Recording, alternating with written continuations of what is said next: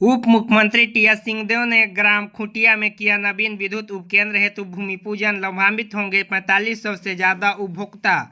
उप मुख्यमंत्री ने लखनपुर के ग्राम खुटिया और उदयपुर के ग्राम कोटमी में आम जन से की मुलाकात। हम आपको बता दें, उप मुख्यमंत्री टीएस सिंहदेव ने 26 सितंबर मंगलवार को ग्राम पंचायत खुटिया और विकासखंड उदयपुर के ग्राम कोटमी में ग्रामीण जनों से मुलाकात कर उनकी आवश्यकताओं और मांगों से अवगत हुए।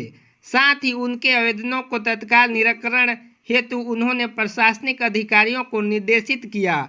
इस दौरान उप मुख्यमंत्री श्री टीएस सिंहदेव ने ग्राम पंचायत खुटिया में नवीन 33.11 केवी उपकेंद्र निर्माण हेतु शिलान्यास किया।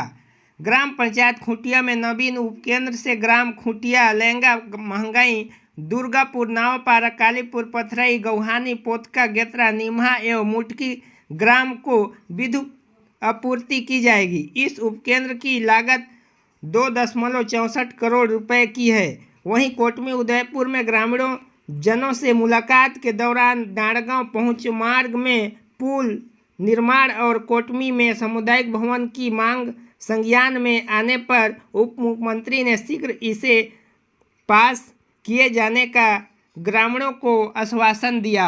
इस दौरान कांग्रेस प्रदेश सदस्य विक्रमादित्य सिंहदेव, जनपद अध्यक्ष उदयपुर भोजवंती सिंह, जनपद उपाध्यक्ष लखनपुर अमित सिंहदेव, कांग्रेस कमेटी युवा ब्लॉक अध्यक्ष बीरेंद्र सिंहदेव, किसान कांग्रेस जिला उपाध्यक्ष जगरूपन यादव, भानु रजवाड़े, भूपेंद्र पैकरा, गुंजन सारथी, सरपंच जय सिंह कुरुम, सरपंच धनेश्वर पैकरा, सरपंच प्रतिनिधि वन स्वरूप कुरुम सहित अन्य जनप्रतिनिधिगण एवं अधिकारीगण उपस्थित रहे।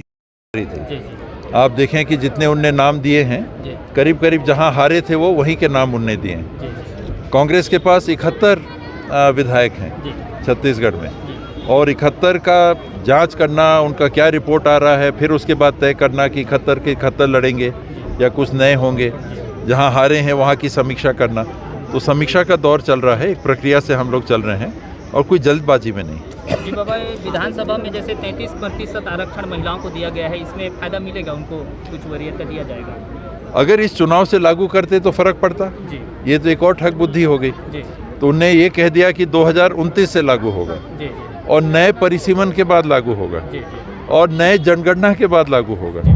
तो जिस केंद्र की सरकार ने 2021 की जनगणना तक चालू नहीं कराई है, उनने तो केवल एक बात छेड़ने के लिए छेड़ दी, दिया तो कुछ नहीं। अगर इस चुनाव में देते तो हो सकता है उसका कुछ असर पड़ता, और आरक्षण तो उनने दिया नहीं। और 2029 और नया परिसीमन, अभी 90 विधानसभा हैं छत्तीसगढ़ में, उस समय पता नहीं कितने होंगे, फिर नए हिसाब से सब होगा। तो लंबी कहानी। आज के कार्यक्रम के बारे में, आज यहाँ 33/11 केवी का सब स्टेशन, उसका शिलान्यास था। लोगों से मिलने की बात थी, तो ये सब स्टेशन के कार्यक्रम के माध्यम से लोगों को से मिलने का मौका मिल जाता है। इससे खमरिया से करीब 40 किलोमीटर दूर से लाइन आती थी, तो स्वाभाविक है कि पावर डाउन हो जाता था।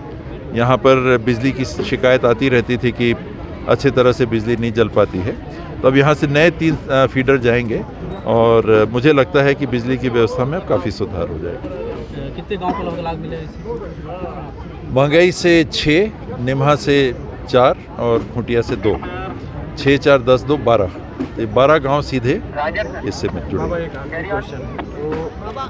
अनियमित कर्मचारियों को रेगुलर करने का चल रहा था। अतिथि शिक्षक काफ़ी लंबे समय से धरना प्रदर्शन कर रहे हैं। धरना प्रदर्शन उनके मांग को प्रस्तुत करने का उनका एक प्रजातांत्रिक अधिकार है, वो अपने जगह है। लेकिन मुझे नहीं लगता कि उनको रेगुलर किया जा सकेगा। उसमें दिक्कत क्या आती है, सुप्रीम कोर्ट के फैसले हैं कि जब आप भर्ती अलग तरीके से करते हो तो बहुत लोग जो मेरिट में आ सकते हैं वो उसमें भाग नहीं लेते कि भाई 6 महीने के लिए नौकरी दे रहे हैं, 9 महीने के लिए काम दे रहे हैं, तो मैं नहीं चाहूँगा कि मैं 9 महीने के लिए काम करूँ, तो मेरिट नहीं बनता है।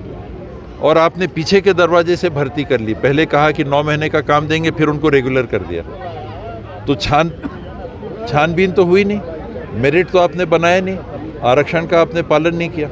इसलिए उसको रेगुलर करने में दिक्कत जाती है। आज मेरे से भी मिले थे, उनकी जो मांग है जो मुझे जायज़ लगती है कि कॉलेज में उनको प्रति घंटे या प्रति क्लास उनको राशि मिलती है, तो उस राशि के हिसाब से उनका पारिश्रमिक जो महीने का बन रहा है वो बनता है करीब 18-20 हज़ार 21 हज़ार रुपया, जो काफ़ी कम है। उससे आज कैबिनेट में बात हो रही थी, मैंने बात को रखा भी कि इसको बढ़ाना चाहिए। आप रेगुलर नहीं कर सकते हैं, स्वाभाविक है कि आप साल भर के लिए उनको नहीं रख सकते, नहीं तो नई मांग चालू हो जाएगी कि आप हमको रेगुलर करो।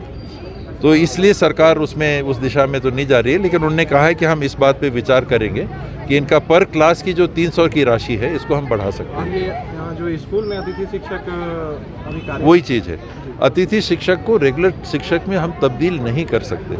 उसका कारण है सफाई कर्मचारी भी नहीं हो पाए, रेगुलर नहीं हो पाएंगे। थैंक यू बाबा। बाबा कुछ तो एक चीज़ बढ़ा, और क्वेश्चन एक और था। ज़्यादा बाबा एक और था, थोड़ा बढ़ा है। अभी वर्तमान में लखनपुर और उदयपुर विकासखंड में अपन विजिट किए, उसमें 2-4 ही गौठान जो है उसमें सही तरीके से संचालन कर पाया गया, और बाकी गौठानों में केवल गोबर खरीदी हो रही है।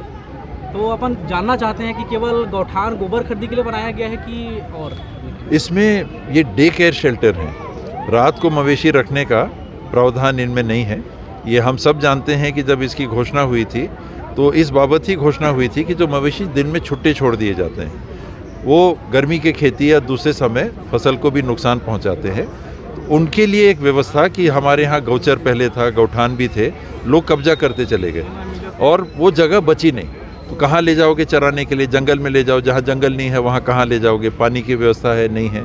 इन सब बातों को देख के सरकार ने गौठान और गौचर की जगह ये अलग से चारा लगाने के लिए जगह बनाया। तो बहुत लोग हैं जो उस व्यवस्था से नहीं जुड़ रहे हैं, वो अपना मवेशी दे देते हैं, साल का बंधा हुआ है, चरवाह आते हैं और चरवाह मवेशी लेके चले जाते हैं और अपना चरा के वापस ला के घरों में छोड़ देते हैं। तो जो लोग उस व्यवस्था से नहीं जुड़ रहे हैं, हम उनको पकड़ के नहीं कह सकते कि मवेशी दीजिए।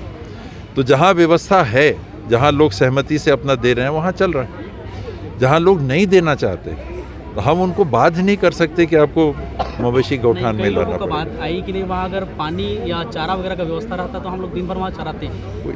चारा के लिए जो हरियाली और हरा चारा बरसीम वगैरह उगाने की बात है, तो उसका प्रबंधन किया है और समिति बनाई जिनको पंच के जैसे पैसा भी दे रही है सरकार। जैसे पंचों को एक पारिश्रमिक मिलता है या मीटिंग के लिए अलाउंस मिलता है, तो गौठान समिति के लोगों को भी दिया गया है। अब उसके बाद भी गांव के लोग अपनी व्यवस्था खुद नहीं कर पाएंगे तो सरकार के लिए फिर कठिन हो जाता है। सरकार तरफ से पूरा फुल व्यवस्था मिल रहा है, लेकिन स्थानीय जो है उसके हिसाब से नहीं। सहयोग तो सबको देना पड़ेगा, उससे जुड़ना पड़ेगा। क्या है कि मैं काफ़ी विजिट किया नहीं है, उसमें कई जगह है जहाँ चारा सुविधाजनक है, वहाँ लोग अपनी जानकारी दिए जाने के पश्चात भी कोई रिस्पॉन्स नहीं आता है उनकी साइड से।